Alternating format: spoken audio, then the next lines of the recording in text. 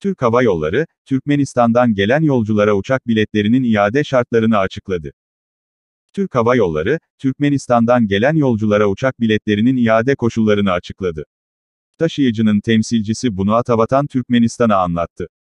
Edinilen bilgiye göre, daha önce satın alınan uçak biletlerinin süresinin dolması ile bağlantılı olarak yolcuların, uçak biletinin iadesini mümkün olan en kısa sürede ve en geç 30 Aralık 2021 tarihine kadar yapması gerekmektedir. İptal edilen uçuşlar için bilet alan yolcular, paralarını Türk Hava Yolları'nın Aşkabat'taki ofisinden Berkarar Alışveriş ve Eğlence Merkezi St. Atatürk 82, Oda A7 A8 1. Kat. Havayolu, charter uçuşlarına devam edecek. Kaynak, pandeminin başlangıcından bu yana Türk Hava Yolları'nın Türkmenbaşı İstanbul ve Türkmenabat İstanbul güzergahlarında Türkmenistan'dan 20'den fazla ihracat uçuşu düzenlediğini belirtti. Yakın gelecekte, havayolu 4 özel uçuş gerçekleştirmeyi planlıyor. Bunlardan birinin 24 Ekim 2021'de yapılması planlanıyor. Türk Hava Yolları'nın Türkmenistan'dan Türkiye'ye bir önceki ihracat uçuşu 3 Ekim 2021'de gerçekleşmişti.